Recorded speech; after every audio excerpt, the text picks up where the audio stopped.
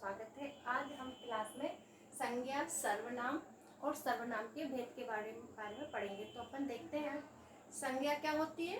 संज्ञा किसी व्यक्ति, वस्तु या स्थान के नाम को हम संज्ञा कहते हैं। जैसे मोहन एक संज्ञा, व्यक्ति का नाम हो गया मोहन। फिर वस्तु क्या है, पेन, एक वस्तु हो गई। जैसे ये मैं पेन लिए हूँ ना, ये वस्तु हो गई। मेरा नाम कविता, तो मैं एक व्यक्ति हो गई।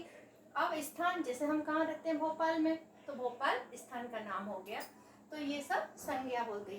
तो किसी व्यक्ति, वस्तु, स्थान के नाम को हम संज्ञा कहते हैं।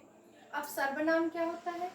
सर्वनाम जैसे हम जिस व्यक्ति की जगह हम कह देंगे तुम कहाँ जा रहे हो, वह कहाँ जा रहा है, कहाँ है, इस टाइप के जब शब्द यूज करते हैं तो ये सर्वनाम होते हैं। उनको हम काय की जगह यूज करते हैं, संज्ञा शब्दों के बदले में जिन शब्दों का यूज किया जाता है वह क्या होते हैं, सर्वनाम कहलाते हैं।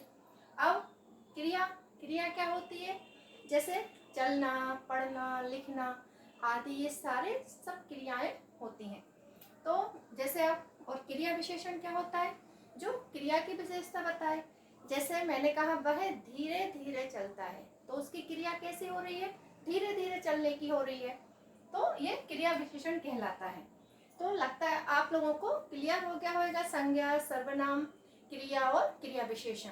अब आगे अपन पढ़ते हैं सर्वनाम के भेद। तो सर्वनाम के 6 भेद होते हैं। कौन कौन से होते हैं, आइए समझते हैं। पहला होता है पुरुषवाचक सर्वनाम। पुरुषवाचक सर्वनाम क्या होता है, first person, second person and third person. तो उत्तम पुरुष, मध्यम पुरुष और प्रथम पुरुष। तो उत्तम पुरुष कौन हो गया, जैसे मैं हो गई, मैं क्या हूँ, पढ़ा रही हूँ, तो मैं क्या हो गई, उत्तम पुरुष हो गई। अब आप पढ़ रहे हो तो आप कौन हो गए, मध्यम पुरुष। और जो आपकी अपनी क्लास में नहीं है, जैसे मैं पढ़ा रही हूँ और तुम पढ़ रहे हो, तो उत्तम पुरुष मध्यम पुरुष है, लेकिन थर्ड पर्सन नहीं है, वह नहीं है। मतलब प्रथम पुरुष जो होता है वह नहीं है, तो वह कहाँ है, तो उसको हम क्या बोलेंगे, वह क्लास में नहीं है। तो इस टाइप से उत्तम पुरुष, मध्यम पुरुष और प्रथम पुरुष होते हैं। ठीक है। अब दूसरा आता है निश्चयवाचक सर्वनाम। अब निश्चयवाचक सर्वनाम क्या होता है, जैसे मैंने कहा ये पेन है, यह एक पेन है, तो एक पेन है, इसमें संख्या बताई जा रही है, एक पेन है, तो ये क्या हो गया, निश्चय है। इसमें निश्चय मतलब पक्का है कि ये एक पेन है। ठीक है। और अनिश्चयवाचक क्या होता है, जिसमें कुछ निश्चित संख्या नहीं होती है। जैसे ये एक बैग है, अब लेकिन इसमें हमको, इस बैग में कुछ है, लेकिन क्या है हमें नहीं पता है, तो ये क्या हो गया, अनिश्चयवाचक सर्वनाम हो गया, जिसमें कुछ पता नहीं है। ये तो पता है कि है कुछ, लेकिन क्या है ये नहीं पता, तो ये किस में आएगा, अनिश्चयवाचक सर्वनाम।